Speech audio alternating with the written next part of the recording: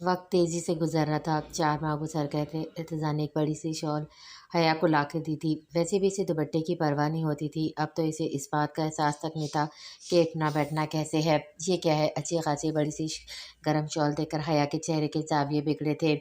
इसे शॉल कहते हैं। इर्तिज़ा की बात पर वो इसे देखने लगी। वो मुझे भी पता है, आप जानते हैं कि मुझसे दुपट्टा बड़ी मुश्किल से सँभलता है और ये तो दुपट्टे का भी बाप है। पूरी शॉल खोलकर इसने दोबारा देखा। इर्तिज़ा की समझ से बाहर था कि इतनी लावली सी क्यों है ये लड़की। कुछ बातें तो इसे खुद भी समझनी चाहिए। अब हर बात वो नहीं समझा सकता था, इसलिए गहरी सांस भरकर खड़ा हो गया। शॉल इसके हाथ से लेकर इसे अच्छी तरह से उड़ा दी।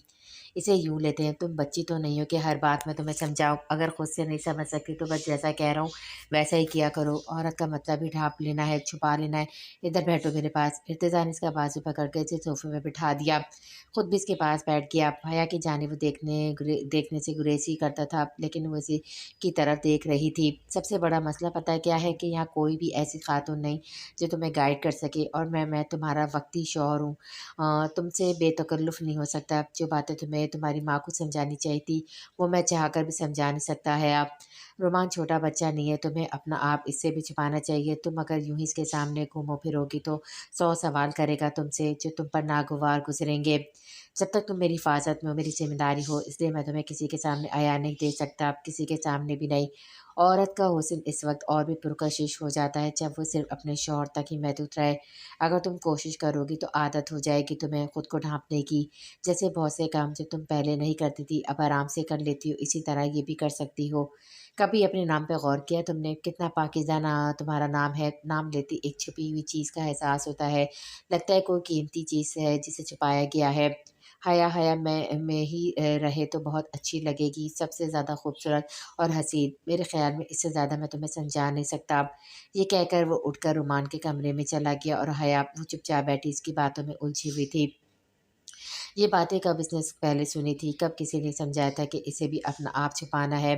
मम्मी ये स्कर्ट बहुत छोटी है, इसकी शर्ट इट्स टू शॉर्ट। मैं हाथ ऊपर करती हूँ तो मेरी कमर नज़र आती है। 12 साल हया ने वो स्कर्ट शर्ट नागवारी से परे फेंकी थी। हया डार्लिंग, ये इसका स्टाइल है, फैशन है मेरी जान। तुम्हारी सब फ्रेंड ऐसी स्कर्ट पहनती हैं।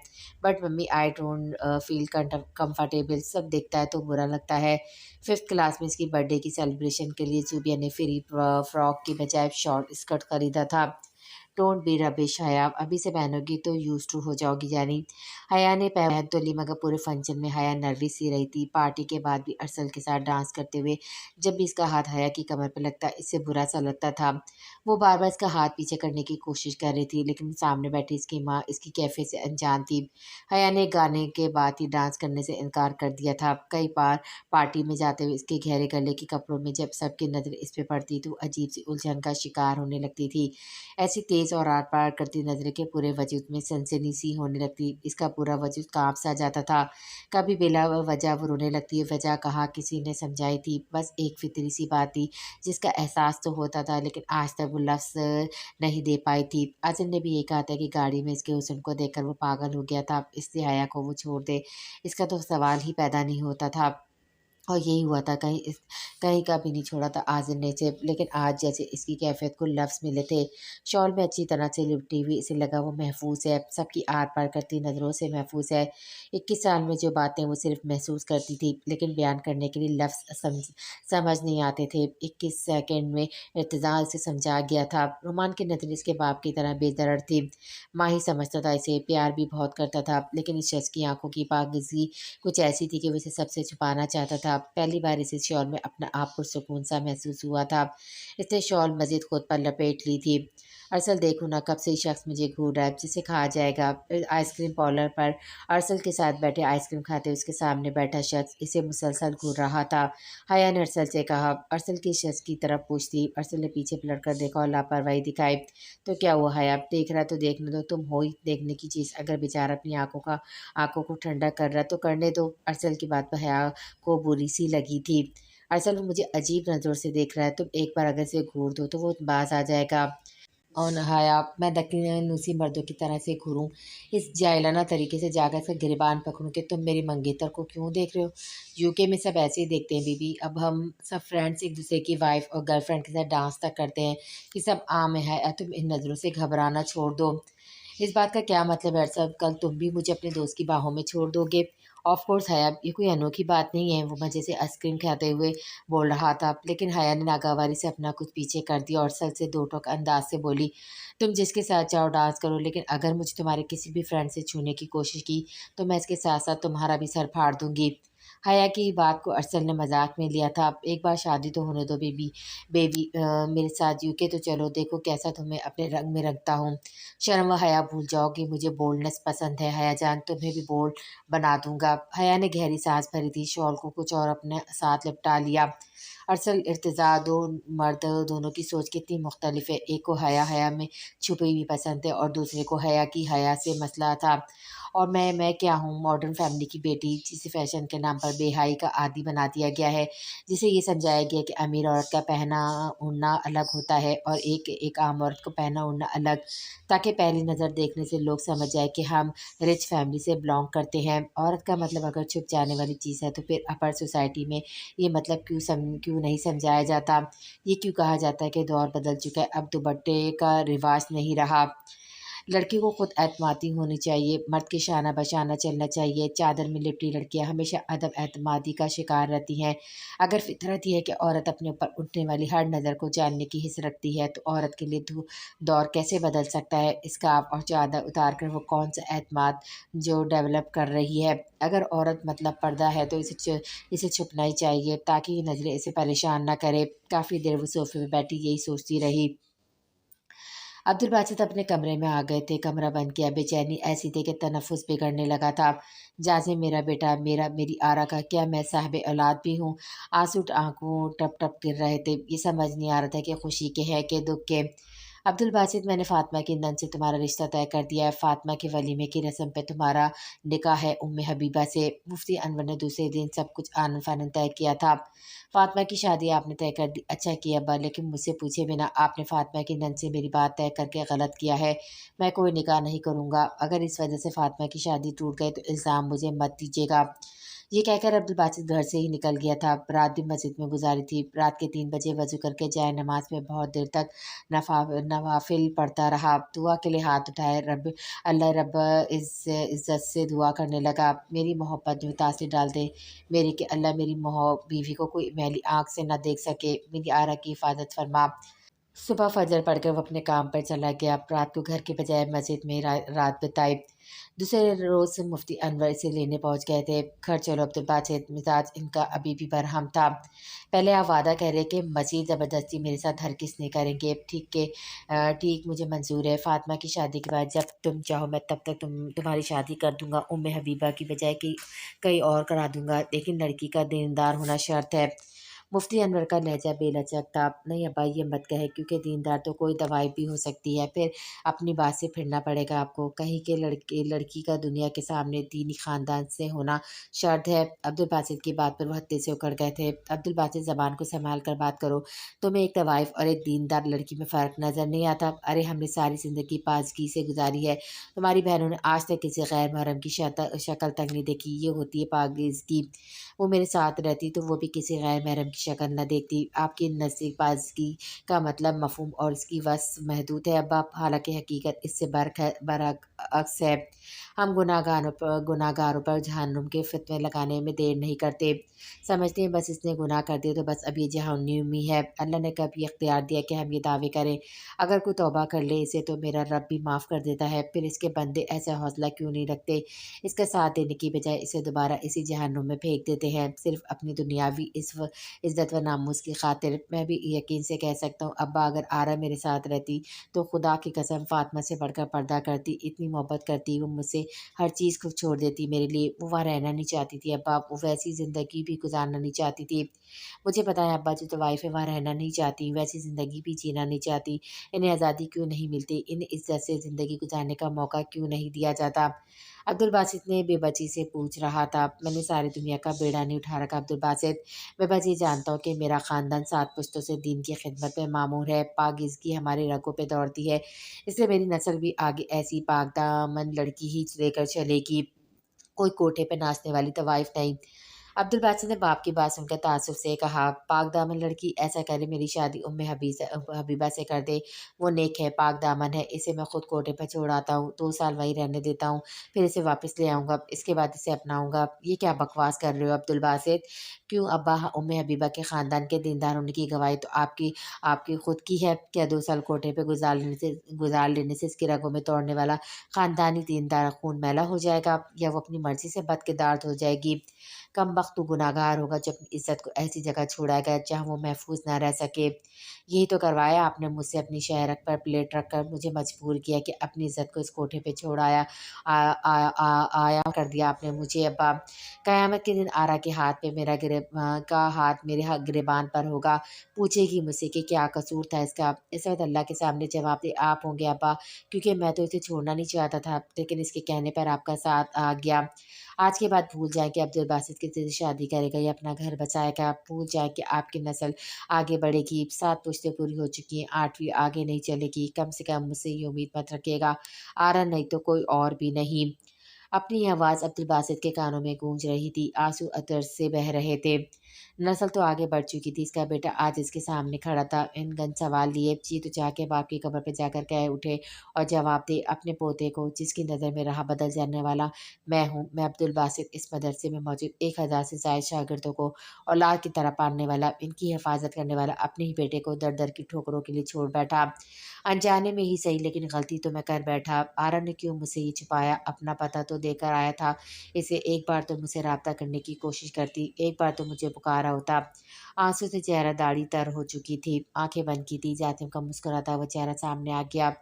پہلی بار اسے دیکھ کر دل کو بھلا سا لگا تھا، ذرا سا مسکراتا تھا تو ڈمپل گال پر نمایاں ہوتے تھے، بالکل آرا کی طرح۔ پہلی بار اس کے چھپے چہرے سے نمایاں ہونے والے اس ڈمپل نے عبدالباسط کے ہوش اڑائے تھے، دل بیٹے کو دیکھ کر بے چین سا ہوا تھا۔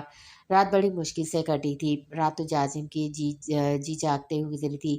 صبح فجر کی نماز عبدالباسط ہی پڑھاتے تھے، روز کی ان کی تلاوت دل کو چھو سی جاتی تھی، لیکن آج آواز میں واقعی نمی تھی، لہجے سے لگ رہا تھا کہ آنسوں کو ضبط کرنے کی کوشش کر رہے ہیں۔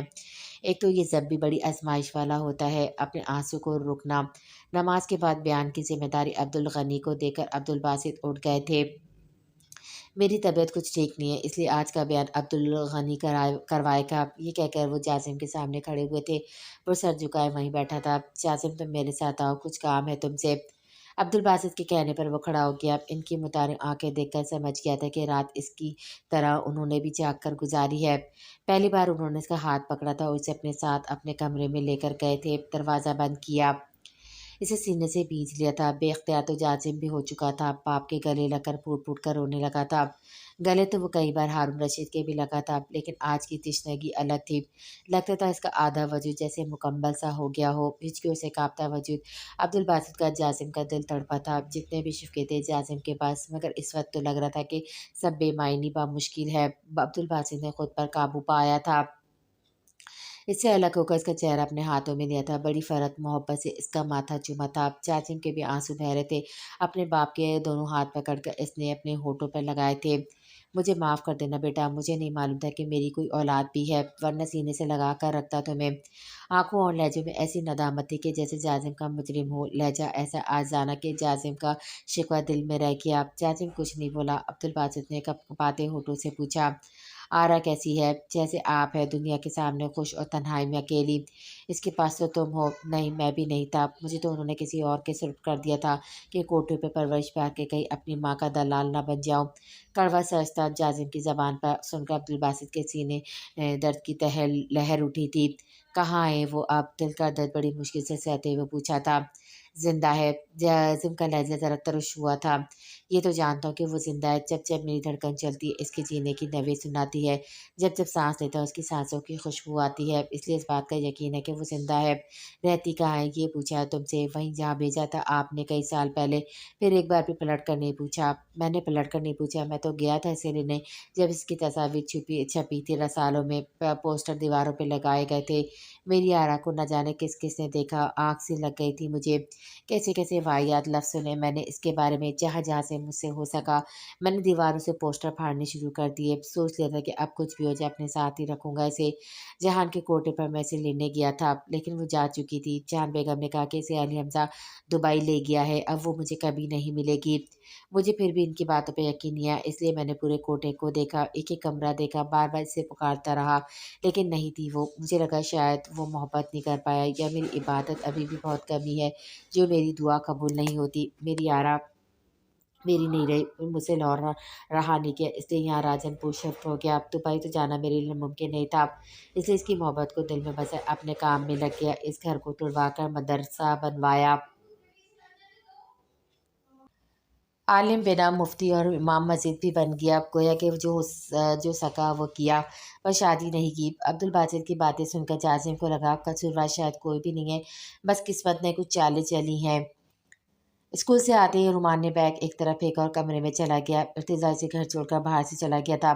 حیا نے جب کھانا گرم کر کے ٹیبل پر رکھا، رومان تب بھی باہر نہیں آیا۔ حیا نے اس کے کمرے کا دروازہ کھولا تو وہ یونیفارم میں اوندھا لیٹا ہوا تھا۔ حیا نے اسے 2 3 بار بھی پکارا لیکن اس نے جواب نہیں دیا۔ وہ اس کے پاس آ کر بیٹھ گئی۔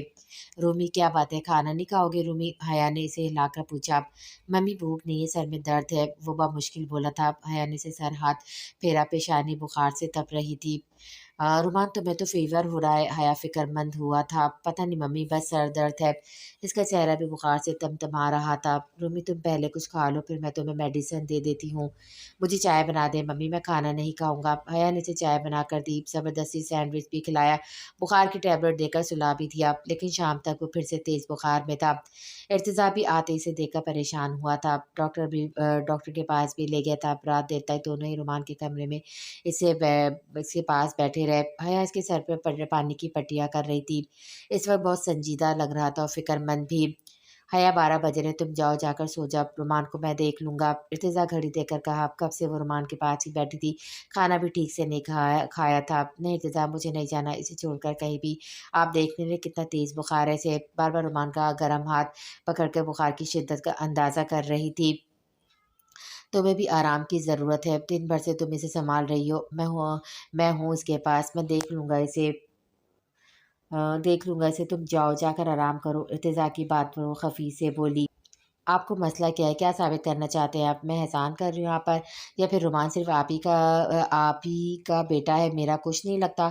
حیا ترش لہجے سے بولی تھی، سچ بات یہی تھی، ارتضی یہی سوچ رہا تھا۔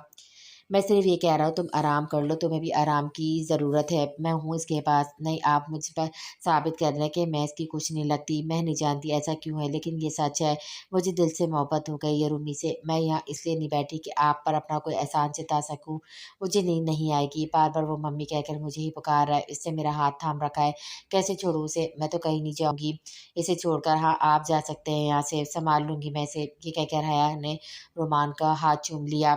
ایک دن میں ایک ایسا چہرہ سا اتر گیا، اس کا مرجھا گیا بالکل۔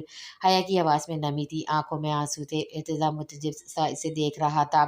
اس وقت وہ لاپرواہ لاؤبلی سی حیا کہیں سے نہیں لگ رہی تھی، بہت پریشان تھی، فکر مند تھی۔ جب بخار کی غنودگی میں رومان اسے ممی کہتا، ہر بار اسے جواب دے رہی تھی، رومی میں ہوں تمہارے پاس، رومان کے سر پہ وہ ہاتھ پھیرتے ہوئے کہنے لگتی، جیسے وہ سچ مچ اس کا بیٹا ہو۔ ایک پل تو ارتضی کا دل چاہا کہ وہ واقعی ہمیشہ کے لیے رومان کے پاس رہ جائے، کہیں نہ جائے، لیکن اگلے لمحے یہ بات اسے اپنی خود غرضی سی لگی تھی۔ اپنے بیٹے کی خاطر وہ حیا کو فراموش نہیں کر سکتا تھا، اس کی اپنی ایک لائف تھی، منگیتر تھا، ایک عیش اور محبت سے بھری زندگی اس کی منتظر تھی، پھر کیوں وہ یہ چاہے گا کہ حیا سب کچھ چھوڑ کر ایک ادنا سی ٹیچر کی بیوی بن کر رہے جو عمر میں اس سے 14 سال بڑا ہے اور ایک 12 سال بچے کا باپ بھی ہے؟ وہ اٹھ کر لانچ میں آ گیا، لیکن اب سنجیدگی سے سوچنے لگا تھا۔ رومان کی حیا سے اٹیچمنٹ بہت حد تک بڑھتی جا رہی تھی۔ پہلے جب بھی وہ بیمار ہوتا تھا بابا کی رٹ لگائے رکھتا تھا، اب ایک بار بھی اس نے بابا نہیں کہا تھا، بس ممی کہہ رہا تھا۔ پہلے ضد کر کے تانیہ کی تصویریں گھنٹوں دیکھتا رہتا تھا، لیکن اب اسے پرواہ تک نہیں تھی، بس جہاں حیا ہوتی وہیں رومان، اس کی ہر بات میں حیا تھی۔ حیا کے 3 مہینے اب بھی باقی تھے، اس کے بعد ہی وہ کچھ کر سکتا تھا۔ اپنا اسلام آباد کا فلیٹ وہ بیچ چکا تھا، پیسے اس کے اکاؤنٹ میں تھے، جس کاٹیج میں رہ رہا تھا وہ آج کے چاچا کا تھا جو کہ اٹلی میں رہائش پذیر تھے، اس لیے خالی پڑا تھا۔ ارتضیٰ کہہ رہا تھا اسی کو خرید لے، آدھی आधी रकम अदा करके बाकी के पैसे अपने पास रख ले। भैया के केस को स्ट्रॉन्ग बनाने के लिए एक अच्छे वकील की ज़रूरत थी। पैसे की कमी की वजह से वो हारना नहीं चाहता था, इसलिए अपना सब कुछ लगाने को तैयार था ताकि आज़र जैसे लड़के को सख्त से सख्त सज़ा दिला सके। जब एक ऐसे असर रसूख रखने वाले शख्स को सज़ा मिलेगी तो 10 ऐसे अमीरजादे ऐसे करने से पहले 100 बार सोचेंगे। सुबह तक रुमान का बुखार काफ़ी हद तक टूट चुका था। भैया इसके पास बैठे बैठे क्राउन से टेक लगाए सो रही थी।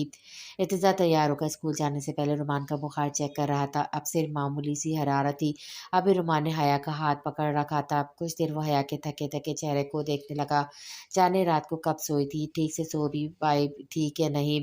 पहले तो दिल चाहे से जगा कर कहे कि अपने कमरे में जाकर सो जाओ, लेकिन जानता था वो मानेगी नहीं, इसलिए वहाँ से बाहर निकल गया। जब इसने घर का मेन गेट चाबी से खोला तो सामने रुमान पर नज़र पड़ी। रुमान काफ़ी हद तक फ्रेश सा था। हया से सेब काट कर खुद अपने हाथ से खिला रही थी और वो मुंह बिगाड़े खा रहा था। मम्मी, कड़वा सा लग रहा है। हाँ तो बुखार में सब कुछ कड़वा ही लगता है, चलो खाओ इसे जल्दी से, नखरे मत दिखाया करो मुझे वरना एक लगाऊंगी तुम्हें।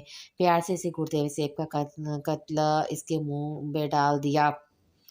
सुबह से खिला कर पागल कर दिया आपने मुझे, रुमान ने नाक चढ़ाते हुए कहा। शक्ल देखे तुमने अपनी, एक कमज़ोर लग रहे हो, जल्दी से इसे ख़त्म करो, इसके बाद तुम्हें दूध का गिलास भी पीना है।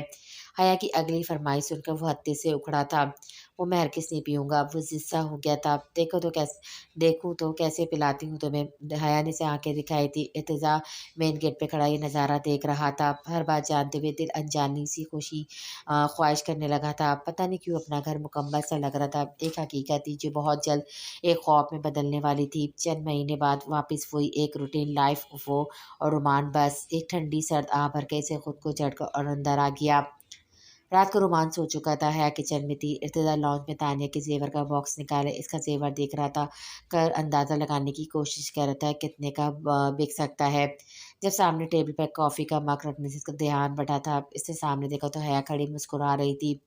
आपके लिए कॉफ़ी, ये कहकर वो अपना कप पकड़े बड़े बेतुकलफाना अंदाज से इसके साथ बैठ गई।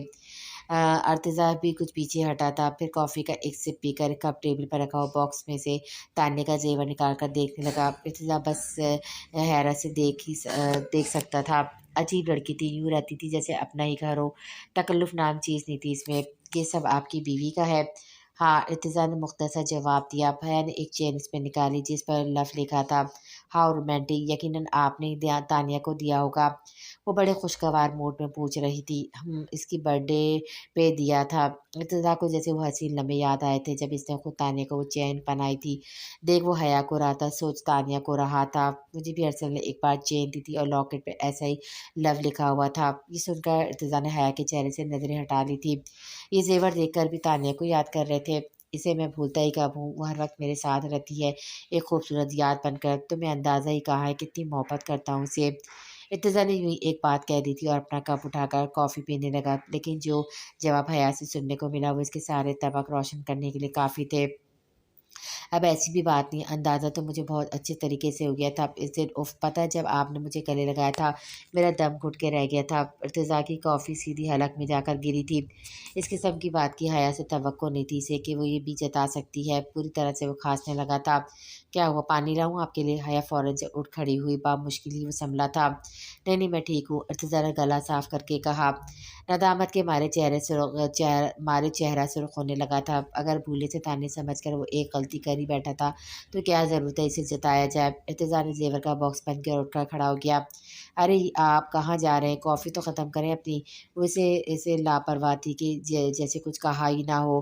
पिछली रात रुमान की फ़िक्रमंदी से इर्तिज़ा को लगा था कि शायद हया कुछ मैच्योर होने लगी है, लेकिन नहीं, वो वही थी, नामाकुल और बेअक़ल। मुझे नींद आ रही, सुबह बहुत से काम हैं मुझे। इसे गुस्से से देखता हुआ कमरे में चला गया और वो कंधे उचकाकर अपनी कॉफ़ी पीने लगी। आपको अब्बू कह सकता हूँ, नम आँखों से जासिम ने इजाज़त माँगी थी। ये हक़ है तुम्हारा, इजाज़त माँगकर मुझे शर्मिंदा मत करो। पहले तुमसे नज़रें मिलाने के काबिल नहीं हूँ। तुम्हें वो कुछ नहीं दे सका जिसका तुम हक़ रखते थे। अब्बू क्या मुझे अपना नाम देंगे?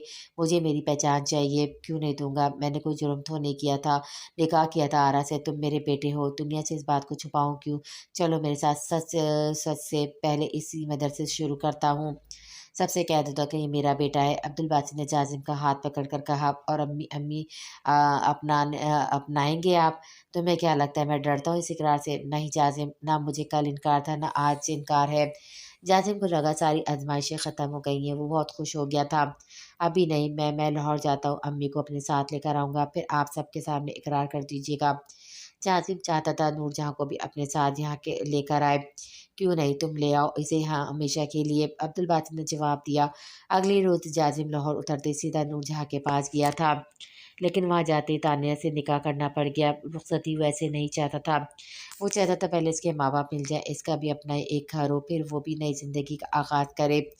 रात को काफ़ी देर नूरजहाँ से बातें करता रहा। इसने सब तक इसे ये नहीं बताया था कि वो अब्दुल बासित से मिल चुका है, बस कहा कि इसकी नौकरी किसी और शहर में लग गई है। अम्मी कल सुबह तैयार रहेगा, आपको मेरे साथ कहीं जाना है। कल कहाँ जाना है? जहाँ मैं नौकरी करता हूँ वो जगह आपको दिखाऊंगा, ये मेरी ख्वाहिश है, बस आप इनकार नहीं करेंगी, मेरी बात मान लेंगी, जैसे मैंने बिना सवाल की आपकी बात मानी है। जाजिम की बात सुनकर नूरजहाँ मुस्कुराने लगी। ठीक है, ले मुझे, तुमने बहुत बड़ी नेकी का काम किया जाजिम, किसी लड़की को बुराई की राह से बचाया है। ये सब या तो अब्दुल बासित के खून का असर है या हारून रशीद की तरबियत का, और तेरी माँ इन दोनों चीज़ों से खाली है। नूरजहाँ रश भरी नज़रों से इसे देख रही थी। अम्मी ऐसा क्यों कह रही है? मेरा दिल आपके दिल जैसा है, आईने की तरह साफ और शफाफ। ये तो मेरी मोहब्बत में कहता है, वरना मेरे पास कोई अमल नहीं जो तुझ जैसी औलाद मेरे नसीब में जाती। वैसे तो बख्शिश का कोई सामान नहीं मेरे पास, लेकिन शायद तुझ जैसी औलाद मेरे लिए सदका जारिया बन जाए। ऐसा क्यों कह रही हैं अम्मी? बस आप ऐसा कुछ नहीं कहेंगी, सुबह तैयार रहिएगा। दूसरे दिन नूरजहाँ तैयार थी। जाजिम वक्त मुकर्रर पर पहुंच गया। वही सुर्ख रंग की चादर आज भी नूरजहाँ का पर्दा थी। सादा सा जोड़ा पहने सादगी में वो सिर्फ सुर्ख चादर से खुद को लपेटे बाहर निकली थी। सारे सफ़र पर जाजिम इससे बातें करते रहा। राजनपुर पहुंचते इन्हें रात हो गई थी। मदरसे तक पहुंचते इशा हो चुकी थी। सामने मदरसे के सामने तांगा रोते देखकर नूरजहाँ ने हैरत से जाजिम की तरफ देखा था। जाजिम, तू यहाँ नौकरी करता है? जी अम्मी, हाफिज बच्चों को उर्दू और अंग्रेजी पढ़ाता हूँ, आए ना। जाजिम ने टांगे से उतरकर नूरजहाँ का हाथ थामकर इसे नीचे उतारा। मदरसे के सामने जाते नूर जहाँ के कदम रुक गए थे। मुझे तूने पहले क्यों नहीं ना ही बताया कि तू मदरसे में पढ़ाता है? न जाने क्यों परेशान और घबराया। इससे क्या फर्क पड़ता है अम्मी, अंदर चले ना। नहीं जाजिम, ये जगह पाक है, मुकद्दस है, मैं इस काबिल नहीं कि इस मुकद्दस जगह पे जा सकूँ, तू मुझे वापस ले चल यहाँ से। अम्मी, अल्लाह का घर है ये, और वो अपना दर किसी के लिए नहीं बंद करता। आप चलें मेरे साथ। नूरजहाँ हाथ पकड़े हुए से मदरसे की सीढ़ियों के पास लेके आप वहीं चप्पल उतार कर वो दोनों ऊपर की सीढ़ियाँ चढ़ने लगे। इस वक्त इशा की जमात का वक्त था, इसलिए ऊपर का सारा पोर्शन खाली था। सब बाजमात नमाज के लिए नीचे मस्जिद में जा चुके थे। चाची इसे अपने कमरे में ले गया, इसे वहाँ बैठाकर खुद नमाज अदा करने चला गया। कुछ ही देर में जमात शुरू हुई थी। स्पीकर में इमाम साहब की तलावत ने नूरजहाँ को हैरान किया था। वही आवाज़ थी, वही डर था। तलावत में कैसे भूल सकती थी इस आवाज़ को, जिसके पीछे इसने कई बार नमाज़ें अदा की थी। आंखों से आंसू जारी हुए थे। वज़ू करके इसने नमाज कमरे में अदा की। आज पहली बार ये दुआ कि जिसकी आवाज़ वो सुन रही हो अब्दुल बासित ना हो। आंसू तो तरस से बह रहे थे। वो चीज़ों से रो रही थी। अपने आने पर कल सा होने लगा था। जमात ख़त्म हो चुकी थी। तकरीबन आधे घंटे बाद दरवाज़ा खुला था। सामने खड़ा शख्स अब्दुल बासित था। वक़्त गुज़रने के साथ-साथ बहुत सी तब्दीलियाँ आ चुकी थी। चेहरे पर रेशेदार दाढ़ी थी, हल्की-सी झुर्रियाँ चेहरे पर नज़र आने लगी थी। चेहरा कुछ और नूर सा हो गया था। सजदे का निशान बहुत ज़्यादा गहरा हो चुका था, लेकिन आँखें वैसी थी, वही बेताबी लिए नूरजहाँ जैसे पत्थर की हो गई थी। पहली मुलाकात की तरह, किसी मुजस्मे की तरह खड़ी से देख रही थी। लगता था बीच का सारा अरसा जैसे गायब हो चुका हो। अब्दुल बासित भी आज भी जैसे सिर्फ इसे देखने का मुंतज़िर बनकर आया हो। डॉक्टर ने जब हया से ऑपरेशन का कहा तो वो बुरी तरह से घबराई थी, परेशान हो गई थी। वही डॉक्टर के सामने रोना धोना शुरू कर दिया। नहीं, मुझे तो इंजेक्शन लगाने से बहुत डर लगता है। फिर ऑपरेशन? नहीं नहीं, मुझे नहीं करवाना कोई ऑपरेशन। वैसे इर्तिज़ा, आप क्यों इतना घबरा रही? अब तो ये आम सी बात, कुछ नहीं होगा आपको। मैंने कह जो दिया, मुझे नहीं करवाना। जब वो डॉक्टर के पास से बाहर आई, डॉक्टर ने इर्तिज़ा को अंदर बुलाया। वो उसके सामने भी रो रही थी, इनकार कर रही थी। समझा इन्हें, ये क्यों वलवला मचा रही हैं? डॉक्टर परेशान हुई थी। मैं समझा दूंगा इन्हें। इर्तिज़ा खुद इसकी पिचकाना हरकतों से परेशान था। इसे अपने साथ गाड़ी में लाते हुए चुप ही रहा। वो मुसलसल रो रही थी, इनकार भी कर रही थी। गाड़ी में बैठते इसका अपना सब्र भी जवाब दे गया था। تم پاگل ہو شاید، تم سے کہا تھا نا میں نے کہ ڈاکٹرس کے سامنے تماشا مت کرنا، آپ بھی مجھے ڈانٹ رہے ہیں۔ سونا نے وہ کیا کہہ رہی تھی، میں نے آپ سے کہا بھی تھا کہ مجھے یہ سب نہیں کرنا، دیکھ لیجئے وہ پھر بھی بے قصور ثابت ہو جائے گا، مجھے آپ نے بہت بڑی اذیت میں ڈال دیا ہے، اگر میں مر گئی تو۔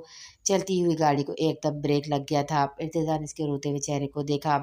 کچھ نہیں ہوگا تمہیں، اور اللہ تعالیٰ کسی کی قربانی رائے گاہ نہیں کرتے، کیس انشاءاللہ ہم ہی جیتیں گے۔ گھر آ کر بھی وہ روتی رہی تھی۔ رومان اس سے وجہ پوچھ کر تھک گیا تھا، بار بار اس کے آنسو پوچھ رہا تھا۔ اگلے روز ایک 30 سال کی عمر کی خاتون ارتضیٰ کے گھر میں داخل ہوئی تھی۔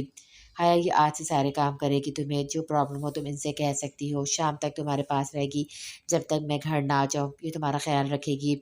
ارتضیٰ یہ کہہ کر جا چکا تھا۔ وہ عورت روز صبح آ جاتی تھی، بہت کم بول سی تھی، بس اپنے کام سے کام رکھتی تھی، زیادہ بات نہیں کرتی تھی، حیا کا خیال بھی بہت رکھتی تھی۔ آپ بور نہیں ہوتی چپ رہ کر؟ میں کیا بولوں بیگم صاحبہ، چپ رہنے کی عادت ہے مجھے، پھر بھی کچھ تو بولا کرو کریں، کتنے بچے ہیں تمہارے، شوہر کیسا ہے؟ بیگم صاحبہ کیا بتاؤں آپ کو، زندگی پھولوں کی سیج کی طرح تو گزری نہیں جس کا ذکر کیا جائے۔ کیا مطلب، کیا میاں ظالم ہے، مارتا ہے؟ یہ تو عام سی بات ہے، تم لوگ سہتی کیوں ہو؟ اپنے باپ سے کہو تمہارے میاں سے بات کرے۔ حیا کی بات پر مستی مسکرائی۔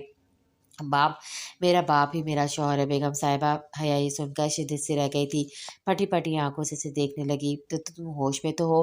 حیا کو لگا وہ غلط بول گئی ہو۔ ہوش میں ہوں بیگم صاحبہ، جب میری ماں کا انتقال ہوا میں 15 برس کی تھی، اور کوئی بہن بھائی بھی نہیں تھا، بس باپ کی نظر بدلنے لگی تھی، اور پھر وہ عورت رونے لگی تھی۔